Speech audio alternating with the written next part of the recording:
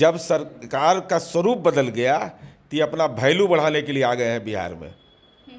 तो उसी में रेड हैंड पकड़ा गए पूर्णिया में, बजाओ ताली, तो जनता कहा कि तो दे रहा है गाली। तो बिहार में जब बीजेपी के साथ हम सरकार में थे तो उनको नहीं बुलाता था, उनका वैल्यू ख़त्म कर दिया था कि इनका कोई वैल्यू नहीं है बिहार में, यहाँ नीतीश कुमार का जय होगा। बाबू कुंवर सिंह की धरती है, वह शाहाबाद का इलाका है।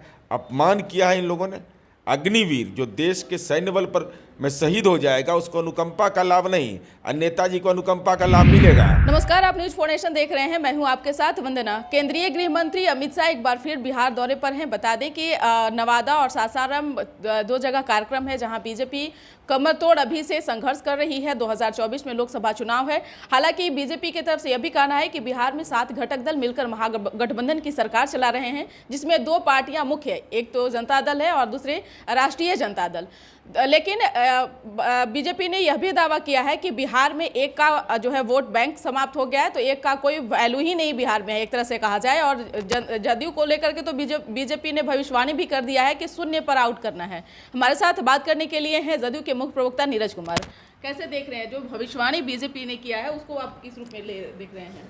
माननीय अमित शाह जी देश के गृह मंत्री हैं, तो जब एनडीए की सरकार थी तो इनका कोई वैल्यू नहीं था बीजेपी में, इनका मार्केट खराब था, इनको कोई बुलाता नहीं था बिहार में। जब सरकार का स्वरूप बदल गया तो ये अपना वैल्यू बढ़ाने के लिए आ गए हैं बिहार में। तो उसी में रेड हैंड पकड़ा गए पूर्णिया में, बजाओ ताली, तो जनता कहा कि तो दे रहा है गाली। एयरपोर्ट शुरू हुआ, नहीं कह रहा है कि एयरपोर्ट शुरू हो गया। तो आदरणीय नरेंद्र मोदी जी के नेतृत्व में जो सरकार है उसके अमित शाह जी सेकंड मैन है। तो बिहार में जब बीजेपी के साथ हम सरकार में थे तो उनको नहीं बुलाता था, उनका वैल्यू ख़त्म कर दिया था कि इनका कोई वैल्यू नहीं है बिहार में, यहाँ नीतीश कुमार का जय होगा। जब सरकार बदल गई तभी आना शुरू कर दिए। तो आना शुरू कर दिए तो अब देखिए फर्जीवाड़ा इनका। सासाराम जो बाबू जगजीवन राम की कर्मस्थली 8 बार जहाँ सांसद रहे, तो बाबू जगजीवन राम का नाम मटिया मेट कर देना है। इसके लिए बाबू जगजीवन राम छात्रावास योजना बंद कर दिया इन्होंने, इनकी शानदार उपलब्धि है।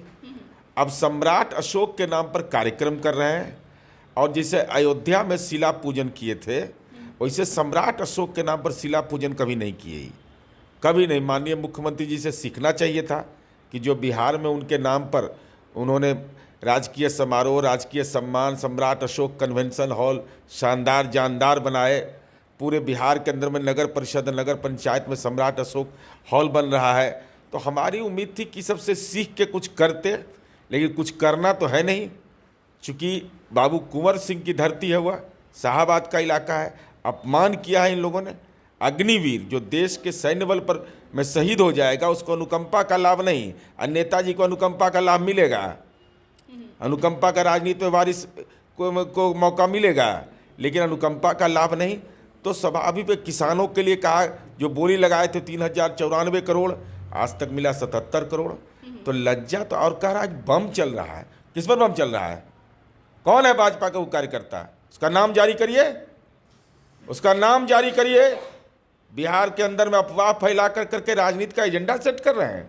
सासाराम में भारतीय जनता पार्टी के नेताओं ने जो बोला है कि बम चला है हमारे कार्यकर्ता पर, उसका नाम बोलिए, हमारे लोगों पर नाम बताइए, उसका मोबाइल नंबर जारी कीजिए, उसका एड्रेस जारी करिए। अगर ऐसी घटना हुई है तो आप बताइए। और आपने यह भी कह दिया कि 144 लागू है। अरे भाई, आपके महामंत्री जो जिला के हैं, आपके जो राज्य मंत्री हैं, केंद्रीय गृह राज्य मंत्री हैं, उन्होंने प्रशासन से संवाद किया है, पर्याप्त पुलिस बल वहाँ उपस्थापित कर दिया गया, तब प्रवचन कर रहे हैं। अरे कार्यक्रम में अगर आपको सफलता नहीं मिल रही है तो कम से कम ये अनर्गल प्रवचन करना बंद करिए। एक सवाल है कि आप लोग हमेशा से आरोप लगाते रहे कि अमित शाह जब भी बिहार आते हैं तो दंगा कराते हैं। हालांकि इस बार तो जो माहौल अभी बिहार का है, अभी तो अमित शाह आए भी नहीं हैं, लेकिन ये स्थितियां क्यों बिगड़ी इस पर? वो तो हम नहीं कहते हैं। अटल जी कहे थे नरेंद्र मोदी जी के बारे में कि राजधर्म का पालन करिए। हम काहे के लिए कहने जाएंगे? अटल जी जिनका देश सम्मान करता, अभी माननीय सर्वोच्च न्यायालय ने कहा कि अटल जी और पंडित नेहरू को सुनने के लिए लोग आते थे। आज क्या स्थिति पैदा कर दिया है धर्म का इस्तेमाल कर करके। इसलिए हम उम्मीद यह करेंगे कि रामनवमी गुजरा है, माननीय अमित शाह जी आए हैं, सीता की कर्मस्थली और जन का यह स्थल है, तो सीता मंदिर बनेगा कि नहीं? कि सीता मंदिर पर चुप्पी? सीता तो सबके आराध्य हैं। तो जैसे भगवान राम मंदिर पर आप लगे थे, इसका हम लोग सब कोर्ट के फैसला का सम्मान करते हैं, तो हमारी उम्मीद है कि सीता का भी सम्मान करेंगे। लेकिन उपेंद्र कुशवाहा भी आप लोग पर जमकर हमला कर रहे हैं, उपेंद्र कुशवाहा भी चुप नहीं बैठ रहे। अच्छा, वो नहीं करेंगे तो कैसे होगा? उनका तो उपाय कर दिया दूसरा भाजपा ने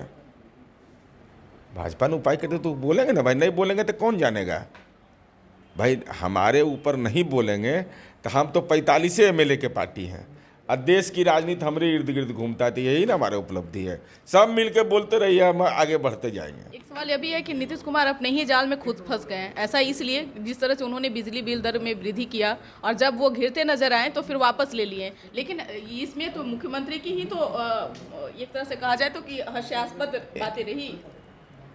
समझ का फेर होता है आदमी का, यही समझना चाहिए नीतीश कुमार जी से कि लोग प्रवचन करते रहे, सदन का कार्य बाधित करते रहे, मार्च करते रहे, तो फिर बैकफुट पे नहीं, मैं बता रहा हूँ, इसके पहले भी हम देते रहे सब्सिडी हम लगातार देते रहे हैं।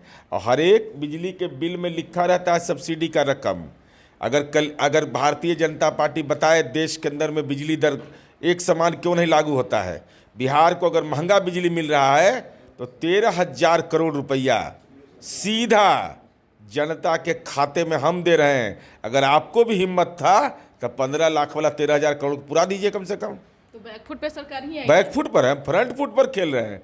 लोग कह रहा है, चर्चा है का विषय बना हुआ है कि माननीय नीतीश कुमार जी भाई एक देश एक कानून सबका रहेगा, एक बिजली के दर में दिक्कत है, एक बिजली का दर लागू नहीं किए। नीतीश कुमार जी ने कहा चिंता मत करना, जब सब्सिडी हम पहले दे रहे हैं 75 पैसे यूनिट देते हैं किसान को। जरा देश में कौन राज्य जरा देता है, जरा बतावे।